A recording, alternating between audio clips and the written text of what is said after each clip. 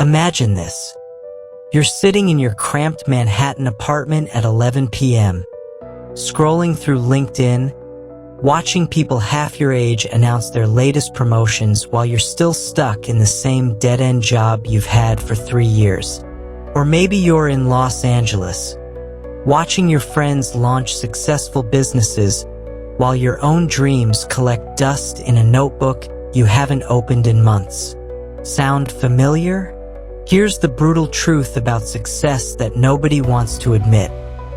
Most people fail not because they lack talent, opportunity, or even luck. They fail because they're playing by the wrong rules entirely. They're focused on what everyone else is doing, stressed about things that don't matter, and completely overwhelmed by the noise of modern life. But there was a man who figured this out nearly 2,000 years ago. His name was Marcus Aurelius, and he wasn't just successful.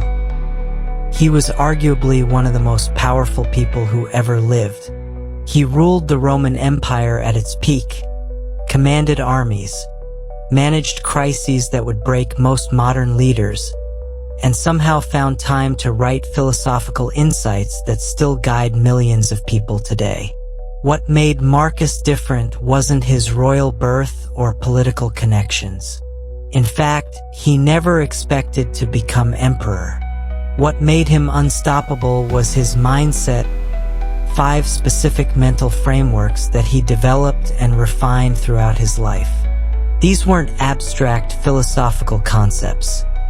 They were practical tools he used daily to navigate the pressures of leadership, personal tragedy, and the constant demands of ruling an empire. The amazing thing is, these same principles work just as well in modern Chicago boardrooms as they did in ancient Roman palaces. Whether you're trying to build a business, advance your career, or just find some peace in this chaotic world, Marcus Aurelius cracked the code on how to think about success in a way that actually works. Most people chase success by copying what they see on social media, following the latest productivity hack, or trying to outwork everyone around them.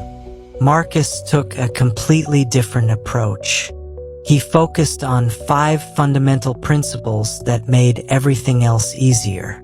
He learned to turn every person into a teacher, ignore the negativity that holds most people back, eliminate the distractions that steal our energy, transform obstacles into opportunities, and find his authentic path in a world full of pressure to conform. These aren't feel-good platitudes or motivational quotes you'll forget by tomorrow. These are battle-tested strategies from someone who faced plagues, betrayals, wars, and personal tragedies while still managing to build something lasting. If they worked for him under those conditions, imagine what they could do for your life. Over the next few minutes, we're going to break down each of these 5 secrets. You'll see exactly how Marcus used them, why they work so well, and most importantly, how you can start applying them immediately. By the end of this video, you'll have a completely different framework for thinking about success. One that's based on ancient wisdom but perfectly designed for modern challenges. But here's what's really exciting. Once you understand how Marcus turned everyone around him into a source of wisdom and growth, you'll never look at the people in your life the same way again. 1. Turn everyone into your personal success coach. Sarah was having the worst day of her career. Sitting in a crowded Starbucks in downtown Chicago, she watched her colleague Jake get promoted to the position she'd been working toward for 2 years. Her first instinct was to text her friend about how unfair it was, how Jake was just a smooth talker who didn't deserve it. But then she stopped herself and asked a different question. What can Jake teach me? This shift in thinking, from competitor to teacher, is exactly what made Marcus Aurelius so successful, and it's probably the most powerful mindset change you can make in your own life. Marcus Aurelius had an incredible ability that most people never develop. He could extract wisdom from absolutely anyone. In the opening pages of his personal journal, which we now call Meditations, he wrote detailed thank you notes to the people who shaped him. From his adoptive father Antoninus, he learned dignity and how to work without complaining. From his mother Domitia, he learned generosity and how to avoid not just doing wrong, but even thinking it. From his great-grandfather, he learned the importance of hiring good private teachers instead of relying on public schools. But here's what's fascinating: Marcus didn't just learn from the obvious mentors. He found lessons everywhere. From Diognetus, he learned not to waste time on trivial pursuits. From Maximus, he learned self-control and the ability to stay cheerful under pressure. He even credited the gods themselves as teachers, showing us that he was constantly looking for wisdom in every experience, every person, every situation. Think about this for a moment. The most powerful person in the ancient world was actively looking for ways that other people could teach him something. While everyone else was trying to impress him or gain his favor, he was focused on what he could learn from them. Now, let's bring this back to Sarah's situation. Instead of seeing Jake as competition, what if she started seeing him as a teacher? Maybe Jake got promoted because he's better at building relationships with senior management. Maybe he has a way of presenting ideas that resonates with decision makers. Maybe he's more strategic about which projects he takes on. By shifting her focus from resentment to learning, Sarah could actually use Jake's success to accelerate her own career. This principle works everywhere in your life. That coworker who always seems calm under pressure, they can teach you emotional regulation. Your neighbor who maintains an incredible garden, they can teach you patience and consistency. Even that friend who drives you crazy with their endless optimism, they might teach you something about resilience and positive thinking. Marcus took this concept even further. He believed that even difficult people, the ones we might label as toxic, often have admirable qualities we can learn from. That micromanaging boss might teach you attention to detail. That overly aggressive colleague might teach you assertiveness.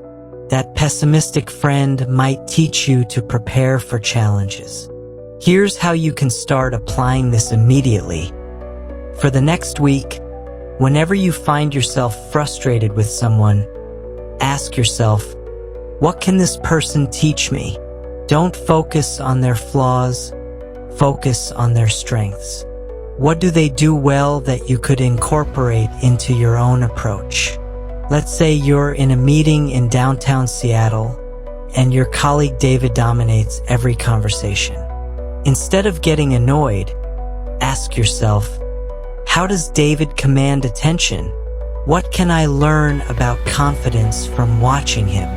Maybe you'll notice that he speaks with conviction, makes eye contact, or uses specific phrases that make people listen. Or imagine you're at a networking event in Miami, and you meet someone who seems to know everyone in the room. Instead of feeling intimidated, study their approach. How do they start conversations? How do they remember names?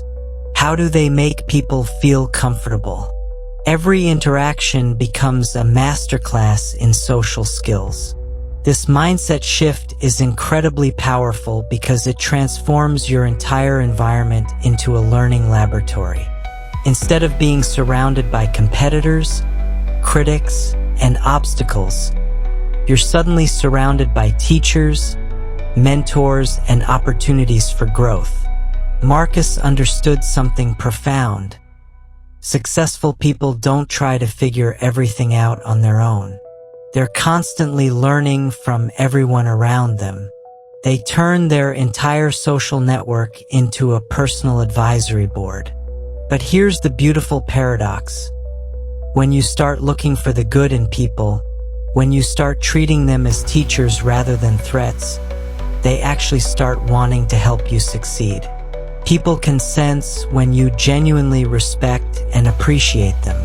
They're more likely to share opportunities, offer advice, and support your goals.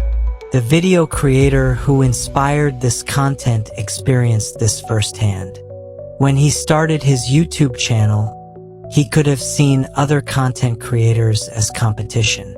Instead, he studied their techniques, learned from their successes and failures, and even reached out to some of them for advice.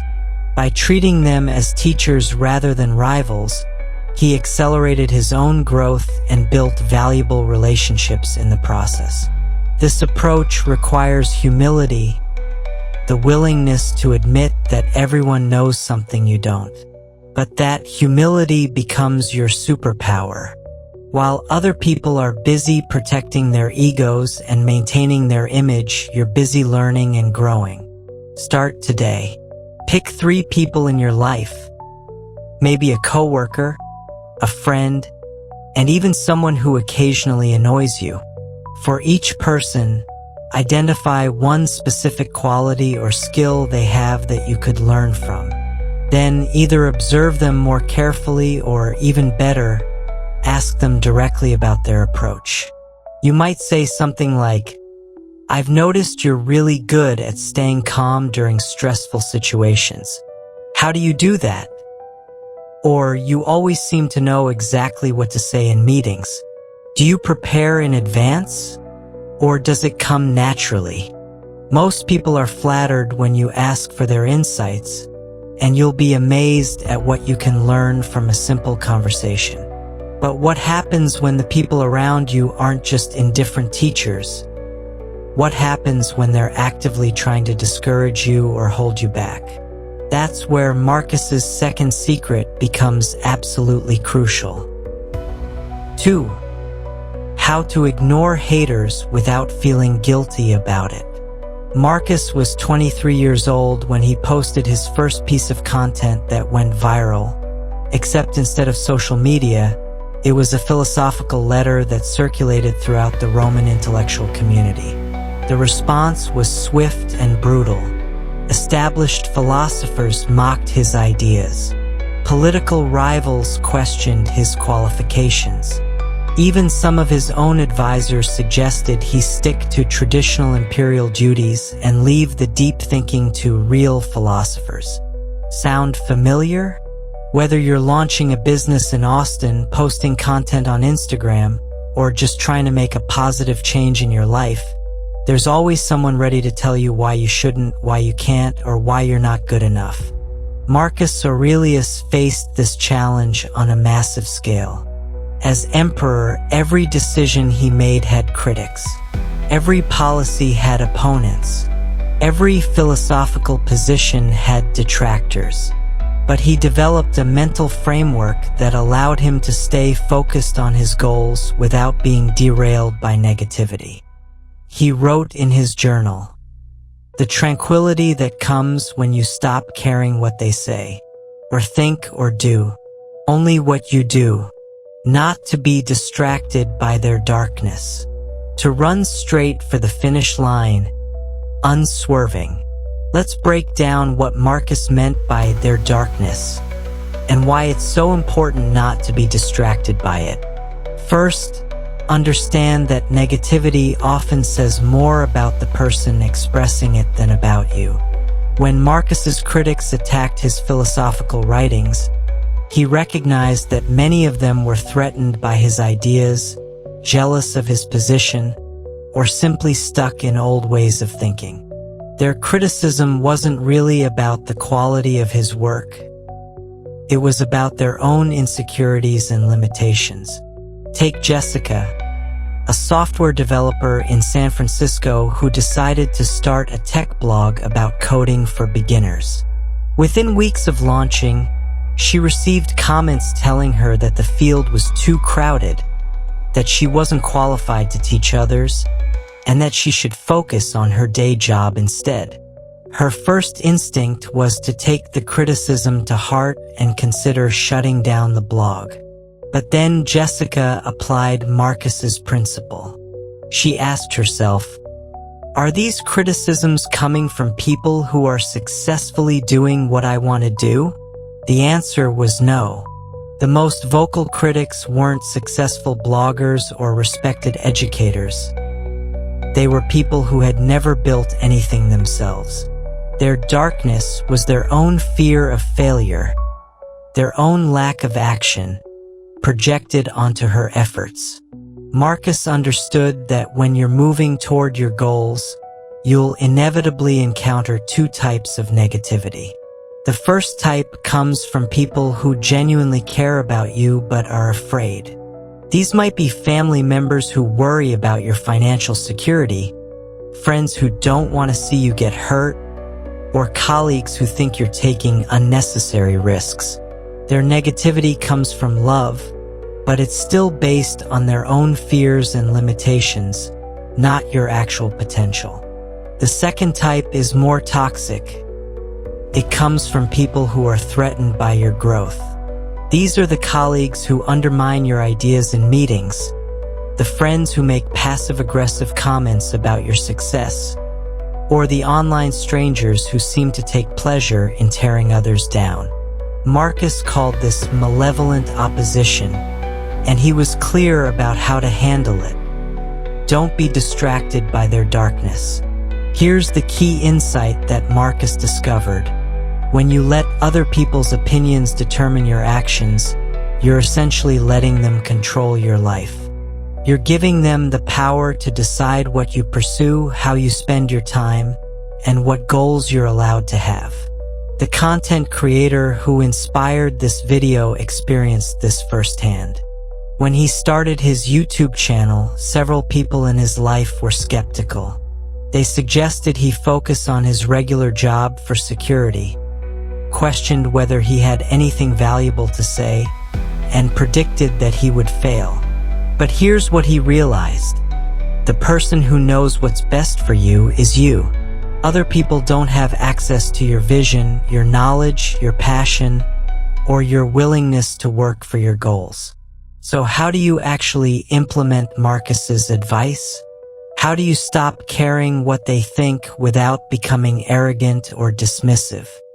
First, develop what Marcus called unswerving focus. This means having such clarity about your goals and values that external noise becomes irrelevant. When you know exactly where you're going and why, other people's opinions become just that, opinions. They don't have the power to derail you because you're anchored to something deeper than their approval. Second, practice cognitive separation. The ability to observe negative thoughts and comments without being controlled by them. When someone criticizes your business idea, your creative project, or your life choices, you can acknowledge their perspective without accepting it as truth. You might think, that's an interesting opinion, or I can see why they might feel that way, without letting it change your course. Third, remember that criticism often increases when you're making progress.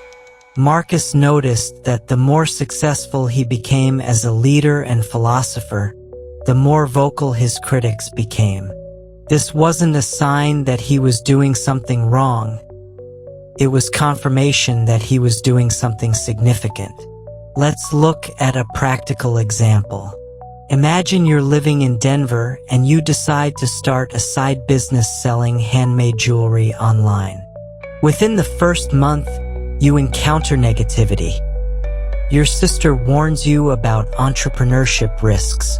A coworker makes jokes about your little hobby. Online competitors leave negative comments on your social media posts. Using Marcus's approach, you would handle each situation differently. For your sister's concerns, acknowledge her love while explaining your preparation. For your coworker's jokes, simply smile and change the subject. Their opinion has no bearing on your success. For online competitors, recognize their behavior as a sign that they see you as a threat. The key is learning to distinguish between useful feedback and destructive noise. Useful feedback comes from people who understand your goals, have relevant experience, and offer specific, actionable suggestions. Destructive noise comes from people who are threatened by your success, limited by their own fears, or simply enjoy being negative. Marcus developed this filtering ability because he understood something crucial. Your energy and attention are limited resources. Every moment you spend worrying about what critics think is a moment you're not spending on moving toward your goals. This selective attention is what allowed Marcus to rule an empire while developing groundbreaking philosophical ideas. He listened to advisors who could help him make better decisions, but he didn't let critics derail his vision for Rome or his personal growth. But even when you've learned to ignore the haters and focus on your path, you'll still face a challenge that stops most people in their tracks. The overwhelming number of options, opportunities, and distractions that compete for your attention every single day. 3. The one question that eliminates 80% of your stress. It's 9 p.m. on a Tuesday, and David is sitting at his kitchen table in Brooklyn, staring at a to-do list that looks like it was written by someone who hates him. He needs to finish a presentation for tomorrow's client meeting, respond to 17 urgent emails, plan his sister's birthday party, research health insurance options, update his LinkedIn profile, call his parents, fix the leaky faucet, and somehow find time to exercise because his doctor said his stress levels are through the roof. David's problem isn't unique, it's the modern condition. We live in a world of infinite options and endless obligations, where every day brings a flood of tasks, requests, and opportunities that all seem equally important. The result? We're constantly overwhelmed, always behind, and perpetually stressed about everything we're not doing. Marcus Aurelius faced the same challenge, just with different stakes. As Emperor of Rome, he had to manage military campaigns, political crises, economic policies, judicial decisions, diplomatic relations, family obligations, and his own philosophical development. The weight of an entire empire rested on his shoulders, yet he somehow maintained his sanity and effectiveness. How? He discovered one simple question that changed everything. Is this necessary? Marcus wrote in his journal, "If you seek tranquility, do less." But then he clarified what he really meant, or more accurately, do what's essential, what the logos of a social being requires, and in the requisite way, which brings a double satisfaction: to do less, better. This wasn't about being lazy or avoiding responsibility. This was about recognizing that most of what we worry about, stress over, and spend our energy on simply doesn't matter. Marcus realized that by eliminating the non-essential, he could focus his full attention on what actually moved the needle in his life and leadership. Let's break down how this works in practice.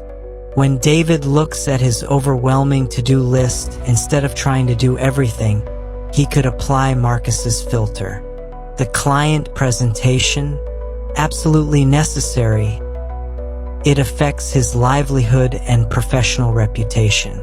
Responding to 17 emails? Maybe 3 of them are actually urgent, and the rest can wait or be handled with quick responses. Planning his sister's birthday party? Important for family relationships, but does it need to be elaborate? Or would a simple dinner reservation accomplish the same goal? The magic happens when you start asking, is this necessary? About everything, not just your tasks, but your thoughts, your conversations, your commitments, even your worries. Marcus discovered that most of our mental energy gets wasted on things that don't actually require our attention. Take social media scrolling. You might spend an hour each morning checking Instagram, Facebook, and Twitter, telling yourself you're staying informed or connecting with people. But if you ask, is this necessary? The honest answer is usually no. That hour could be spent on exercise, skill development, meaningful relationships, or simply having a peaceful breakfast. The social media isn't making you more successful, happier, or more connected. It's just filling time. Or consider the mental energy we spend on hypothetical problems. You might lie awake at night worrying about what would happen if you lost your job, if your relationship ended, if the economy crashed, if you got sick. Marcus would ask, is this worry necessary right now? If there's no action you can take tonight to address these potential problems, then the worry is just stealing your peace and energy without providing any benefit. Here's how to implement this in your daily life. Start each morning by writing down everything you think you need to do that day. Then go through the list and ask about each item. Is this necessary? Does this move me toward my goals? What happens if I don't do this today? You'll be surprised how many things you can eliminate or postpone without any real consequences. Sarah, a marketing manager in Chicago, tried this approach when she felt overwhelmed by her workload. Her initial list had 23 items, ranging from finish quarterly report to organize desk drawer to research new project management software.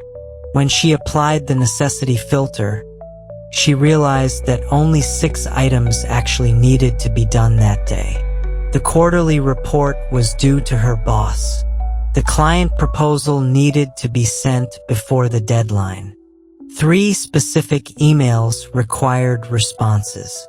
Everything else was either busy work, nice-to-have tasks, or things that other people could handle. By focusing on those 6 essential items, Sarah not only reduced her stress but actually improved the quality of her work. Instead of rushing through 23 tasks and doing them all poorly, she gave her full attention to the 6 things that mattered most and did them exceptionally well. Marcus took this principle even further. He applied it not just to tasks, but to thoughts and emotions. When he felt angry about a political opponent's actions, he would ask, is this anger necessary? Does it help me make better decisions or take more effective action? Usually the answer was no. The anger was just consuming his mental energy without providing any benefit. When he worried about future challenges, he would ask, is this worry necessary right now? Can I take any action today to address this concern? If the answer was no, he would redirect his attention to something more productive. This approach requires practice because our brains are wired to treat everything as urgent and important. We evolved in environments where most threats were immediate and physical. Our modern world presents us with hundreds of pseudo-urgent tasks and concerns that trigger the same stress response, even though they're not actually critical. The necessity question helps you distinguish between what feels urgent and what actually matters. Your inbox might have 50 unread emails, but probably only 3 of them require your immediate attention. Your phone might buzz with 20 notifications, but most of them are just apps trying to grab your attention for their own benefit, not yours. Marcus discovered that this filtering process becomes easier with practice. The more you ask, is this necessary? The better you become at quickly identifying what deserves your energy and what doesn't. You develop what he called discrimination, the ability to see clearly what matters and what's just noise.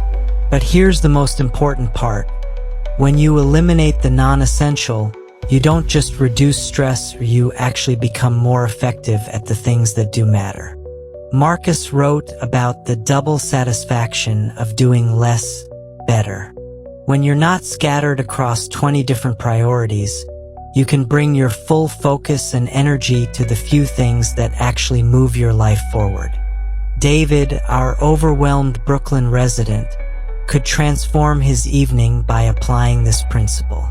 Instead of trying to tackle 17 different tasks, he could focus on the client presentation, send quick responses to the 3 truly urgent emails, and let everything else wait until tomorrow. He'd probably sleep better, feel less anxious, and deliver better work on the things that actually matter. The necessity question isn't about becoming a minimalist or avoiding all commitments. It's about becoming intentional with your energy and attention. It's about recognizing that your time and mental capacity are finite resources that deserve to be invested wisely, not scattered randomly across whatever happens to demand your attention. But even when you've mastered the art of focusing on what's essential, life will still throw unexpected challenges at you. The question becomes, how do you handle the inevitable obstacles, setbacks, and difficulties that no amount of planning can prevent? 4. Why bad things happen to good people and how to use them. At 3 a.m. on a Thursday morning, Maria's phone rang with the call that would change everything. Her startup, which she'd been building for 3 years in a cramped WeWork space in downtown Los Angeles, had just lost its biggest client. Not only that, but the client was demanding a refund for services already delivered, threatening legal action, and spreading negative reviews across social media. In one phone call, Maria went from feeling like she was finally making it to wondering if she should just give up and go back to her corporate job. If you've ever worked towards something meaningful, you've probably had your own 3 a.m. moment. Maybe it was getting passed over for a promotion you deserved, having a relationship end just when you thought it was getting serious, or watching your carefully planned business idea fail despite your best efforts. Marcus Aurelius didn't just think about this question. He lived it. During his reign as emperor, he faced a devastating plague that killed millions of Romans, a military rebellion led by one of his most trusted generals, the infidelity of his wife, the death of several of his children, and constant pressure from enemies who wanted to destroy everything he'd built. Yet hardship seemed to follow him everywhere. But instead of becoming bitter or giving up, Marcus developed a perspective that transformed how he experienced these challenges. He wrote, "Choose not to be harmed, and you won't feel harmed. Don't feel harmed, and you haven't been." He realized that the impact of any setback depends not on the setback itself, but on how we choose to interpret and respond to it. This insight, which modern cognitive behavioral therapy has validated, recognizes that our emotions and reactions are rooted in our thoughts about events, not the events themselves. Let's go back to Maria's situation. The objective facts are that she lost a client, faces potential legal issues, and received negative reviews. But the meaning of these facts, whether they represent failure, learning opportunities, or stepping stones to something better, depends entirely on how Maria chooses to think about them. If Maria interprets this setback as proof that she's not cut out for entrepreneurship, then she will feel devastated, hopeless, and defeated. These feelings will likely lead to actions that confirm her negative interpretation. She might stop networking, avoid taking risks, or abandon her business altogether. But what if Maria chose a different interpretation? What if she saw this setback as valuable feedback about her client selection process, an opportunity to build more resilient systems, and proof that she's taking big enough risks to occasionally fail. This interpretation would generate different emotions, determination, curiosity, and resilience, which would lead to different actions like improving her contracts, diversifying her client base, and using the experience to build a stronger business. Marcus understood that we can't control what happens to us, but we have complete control over what we make it mean. This isn't about denying reality or pretending that bad things don't hurt. It's about recognizing that our interpretation of events determines their ultimate impact on our lives. Consider James, a software engineer in Seattle who got laid off from his dream job at a major tech company. His first reaction was shame, anger, and fear about his future. But after applying Marcus's principle, James reframed the situation. Instead of seeing the layoff as a personal failure, he chose to see it as an opportunity to reassess his career goals, develop new skills, and potentially find a role that was an even better fit. This shift in perspective didn't eliminate the practical challenges of job searching or the financial stress of unemployment, but it changed James's emotional experience and his approach to solving the problem. Instead of spending his energy on resentment and self-pity, he channeled it into networking, skill development, and strategic job searching. 6 months later, he landed a position at a startup that offered him more responsibility, better compensation, and work that aligned more closely with his passions. The key insight is that obstacles often contain hidden opportunities, but we can only see those opportunities if we're looking for them. Marcus wrote extensively about this concept, noting that impediments to action can become the action itself, and that what stands in the way becomes the way forward. This principle applies to every area of life. That rejection from your dream graduate school might force you to consider alternatives that turn out to be better fits. That failed relationship might teach you important lessons about communication that make your next relationship stronger. That business setback might reveal weaknesses in your strategy that, once addressed, make your company more resilient. But here's what Marcus understood that most people miss. This reframing process requires practice. When you're in the middle of a crisis, it's not easy to immediately see the opportunity or lesson.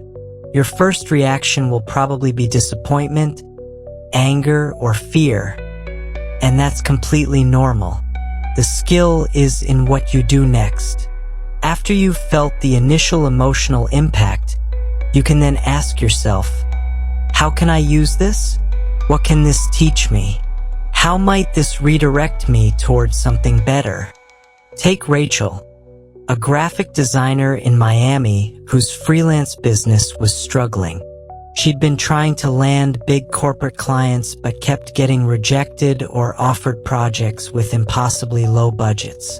Instead of continuing to struggle, Rachel asked herself what this pattern might be telling her. She realized that her portfolio was focused on the wrong audience. The corporate clients she was pursuing wanted a different style than what she naturally gravitated toward. This insight led Rachel to pivot toward working with small creative businesses and startups that appreciated her more artistic, unconventional style. Not only did she start landing better clients, but she found the work more fulfilling and built a more sustainable business model.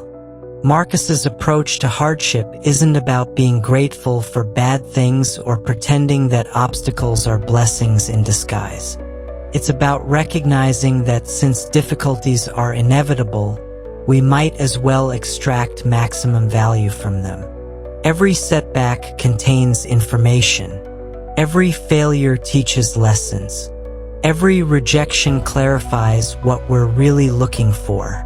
Start practicing this approach with smaller setbacks before you need it for major crises. When you get stuck in traffic, instead of just being frustrated, ask what you can learn or how you can use the time productively. When a project doesn't go as planned, focus on gathering insights that will make your next project better. By building this mental habit with minor inconveniences, you'll be better prepared to apply it when facing major challenges. You'll develop what Marcus called the ability to choose not to be harmed. Not because bad things won't happen to you, but because you'll become skilled at transforming those bad things into stepping stones toward your goals. But even when you've mastered the art of learning from obstacles, you still face one final challenge: figuring out what you're actually supposed to do with your life in the first place. 5. Find your life purpose in 5 minutes, the Marcus Aurelius method. Kevin sits in his Honda Civic in a Denver parking garage at 7:30 a.m., staring at the glass office building where he's worked for 6 years. He makes decent money as an accountant, has good benefits, and his parents are proud of his stable career. But every morning feels like walking into a prison. He keeps asking himself the same question: is this really what I'm supposed to be doing with my life? If you've ever felt trapped in the wrong career, relationship, or life path, you're facing one of the most fundamental human challenges: figuring out what you're actually meant to do. Most people spend years, even decades, trying to answer this question. They take personality tests, hire life coaches, or wait for some magical moment of clarity that never comes. Marcus Aurelius had a different approach. Despite being thrust into a role he never chose, becoming emperor wasn't exactly his childhood dream. He developed a method for finding authentic direction that took minutes, not years. His secret was asking the right questions in the right order. Marcus wrote, "Take the shortest route, the one that nature planned, to speak and act in the healthiest way. Do that, and be free of pain and stress, free of all calculation and pretension." This wasn't vague philosophical advice. Marcus was describing a practical process for discovering your natural path by understanding 3 key elements: your strengths, your values, and your contribution to the world. Here's the 5-minute framework Marcus used, adapted for modern life. Minute 1. What energizes you? Marcus believed that nature gives us clues about our authentic path through what naturally energizes versus drains us. Think about the activities, conversations, or challenges that make you lose track of time. Kevin, our Denver accountant, might realize that he feels most alive when he's explaining complex financial concepts to his friends, helping them understand their investments, or solving puzzles that others find overwhelming. Don't overthink this. Your energy is a reliable compass. Marcus noticed that he felt energized by philosophical discussions, strategic thinking, and helping people resolve conflicts. These weren't accidents. They were signals pointing toward his natural strengths and interests. Minute 2. What comes easily to you that others struggle with? Marcus had a gift for seeing multiple perspectives in complex situations, something that others found difficult.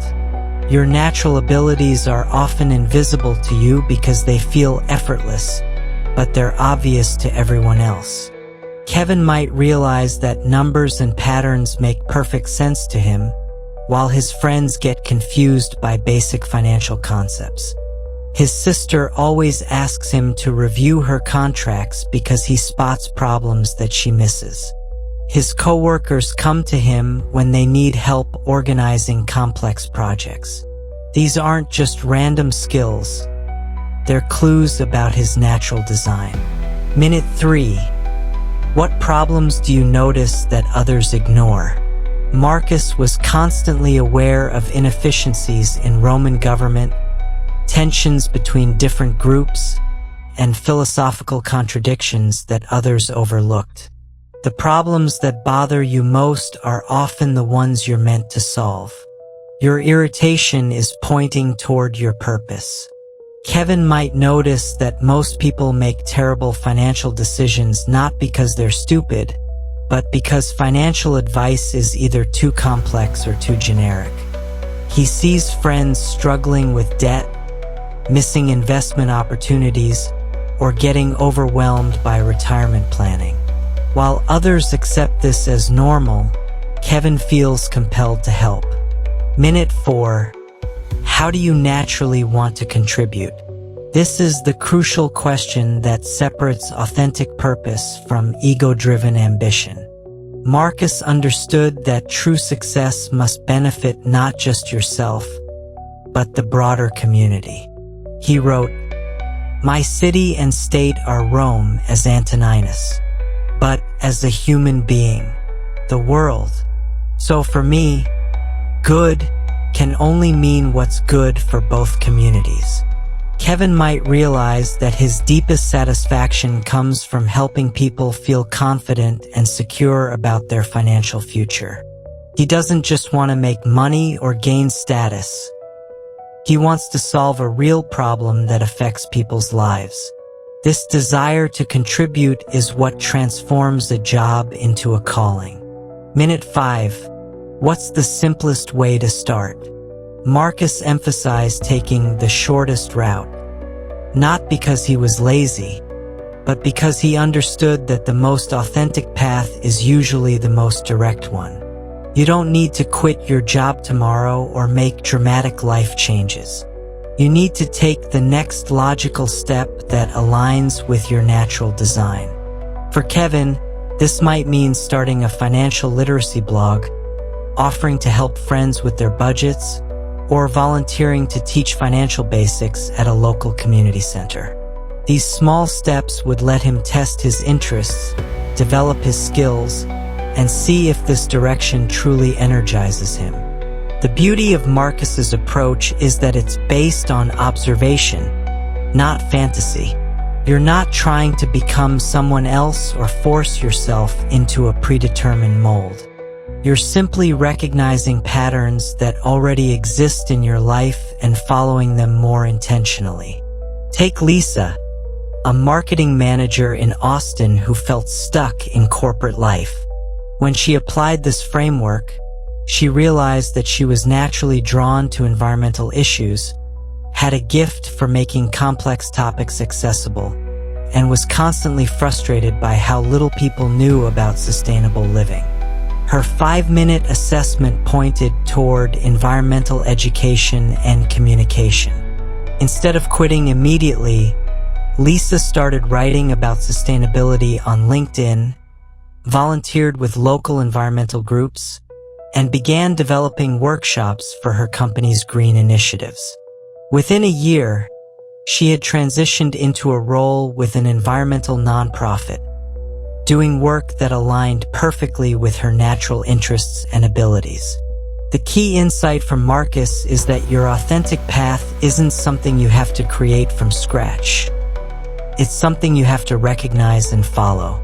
Your strengths, interests, and values are already there.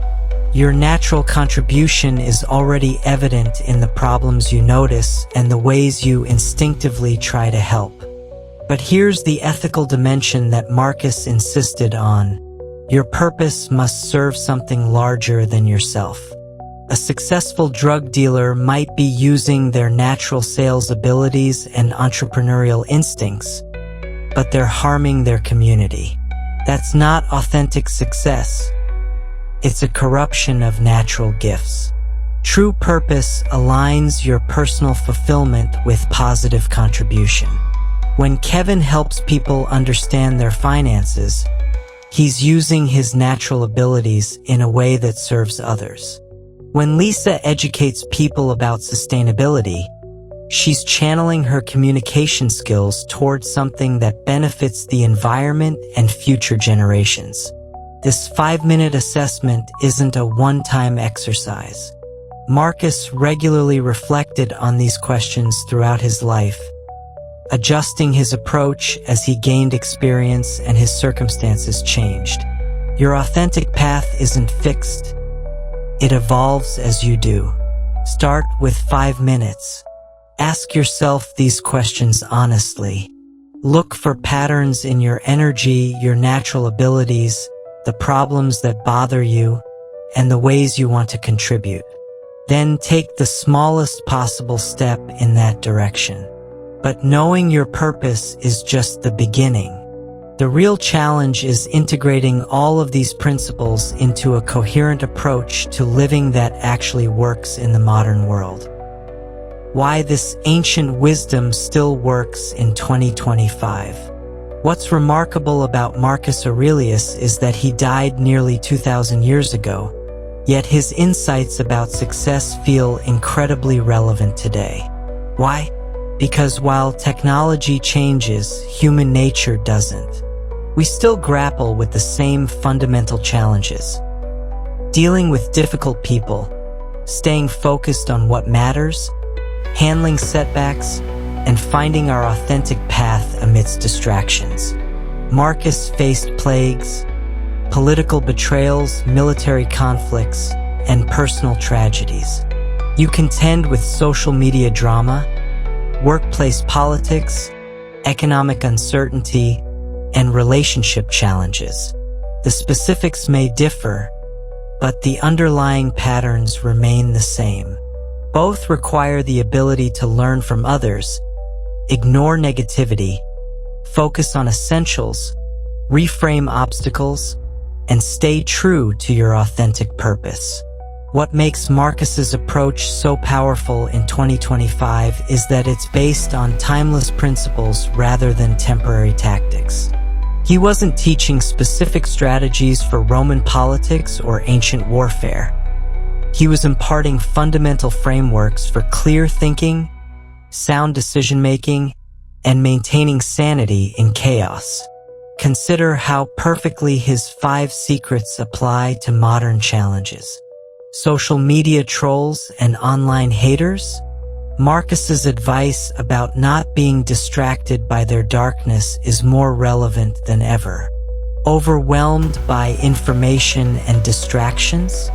His question, is this necessary? Cuts through the noise better than any productivity app. Facing career uncertainty and economic anxiety? His method for reframing obstacles helps you see opportunities that others miss. The content creator who inspired this video discovered this firsthand. When he began applying Marcus's principles to building his YouTube channel, he found that ancient Stoic wisdom addressed modern problems more effectively than current advice. He learned to see other creators as collaborators rather than competitors, ignored critics who claimed the online space was oversaturated, focused on essential tasks that grew his audience, and treated setbacks as learning opportunities. These principles worked for Marcus in ruling an empire and work for anyone trying to build something meaningful today. The challenges may change, but the mental frameworks for handling them remain constant. However, knowledge without action is worthless. Marcus didn't just think about these ideas. He lived them daily. He practiced seeing people as teachers, trained himself to ignore destructive criticism, asked what was essential, and reframed setbacks as learning opportunities. He regularly reflected on his authentic path and contribution to the world. You can do the same. Start today. Pick one person in your life and identify something you can learn from them. When someone criticizes your goals, remember Marcus's advice about not being distracted by their darkness. When you feel overwhelmed, ask, is this necessary? About your tasks. When something goes wrong, ask, how can I use this? Spend 5 minutes reflecting on what energizes you, what comes naturally, and how you want to contribute. Marcus Aurelius became successful by developing a way of thinking that turned every experience into wisdom, every person into a teacher, and every obstacle into an opportunity. This approach can transform your life, career, and relationships. If this video has helped you see success differently, please hit that subscribe button for Stoic Vivu. Give this video a like, and share it with someone who needs to hear Marcus's wisdom today. Let's bring ancient philosophy into our modern lives.